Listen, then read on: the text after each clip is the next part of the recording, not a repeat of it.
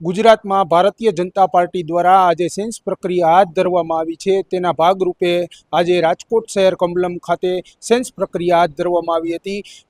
નિરીક્ષકની વાત કરવામાં આવે તો નટુજી ઠાકોર, સીતાબેન પટેલ તેમજ નિલેશ ઓડેદરાની આગેવાનીમાં આ સેન્સ પ્રક્રિયા છે તે હાથ ધરવામાં આવી છે। ભારતીય જનતા પાર્ટી દ્વારા આજ રોજ ચૂંટણીમાં જ્વલંત સફળતા દરેક જગ્યાએ ભારતીય જનતા પાર્ટીના ઉમેદવારોને મળી છે। ત્યારે અમારી પાર્ટીની એક પદ્ધતિ હોય છે કોઈ પણ કાર્ય કરવાની।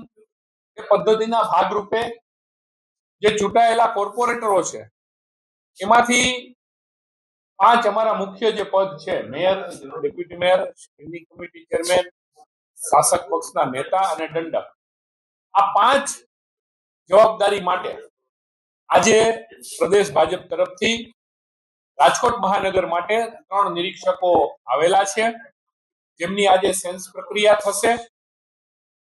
સેન્સ પ્રક્રિયામાં અપેક્ષિત શ્રેણીના કાર્યકર્તાઓ પોતાનો અભિપ્રાય રજૂ કરશે, જેને સેન્સ લેવા આવેલા નિરીક્ષકો નોંધ કરશે।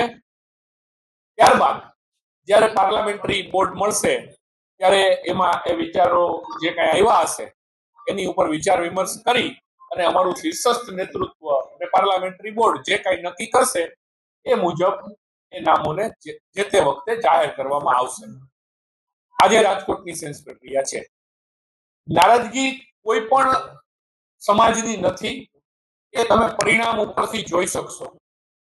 ભારતીય જનતા પાર્ટીની વિકાસ યાત્રા, ભારતીય જનતા પાર્ટીનો રાષ્ટ્રપ્રેમ, ભારતીય જનતા પાર્ટીના કાર્યકર્તાઓની અગાધ મહેનત, આના પરિણામ રૂપે લોકોમાં એક સારો રેપો બનેલો છે, એક છે વિશ્વાસ છે।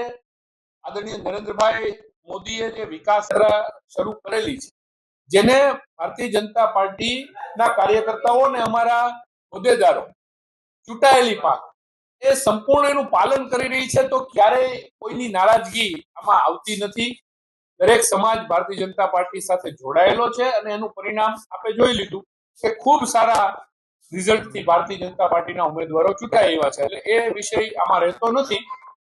સવાલ છે કોઈ પણ સમાવેશ કરવાનો, તો એ આજે જે કઈ મંથન થશે, અમારા પ્રભારી અને અમારા મહામંત્રી શ્રી અનિરુદ્ધભાઈ દવે પણ આવશે આજે બપોર પછી, તો બધા સાથે બેસી અને જે કઈ ચર્ચા વિચારણા કરીશું એ વિચારોને અમે પાર્લામેન્ટરી બોર્ડ સમક્ષ રજૂ કરીશું। ફાઇનલ નિર્ણય હંમેશની જેમ પ્રદેશ ભાજપ લેશે। તાજેતરમાં ભારતીય જનતા પાર્ટીના પ્રતીક પરથી ચૂંટાયેલા 65 જેટલા જે નગરસેવકો છે તે અત્યારે કમલમ ખાતે પોતાની દાવેદારી નોંધાવવા માટે આવી પહોંચ્યા છે। 3 જે નિરીક્ષક છે તેની આગેવાનીમાં પોતાની અત્યારે દાવેદારી છે તે નોંધાવી રહ્યા છે। યુવરાજ ચૌહાણ, ફૂલછાપ ડિજિટલ, રાજકોટ।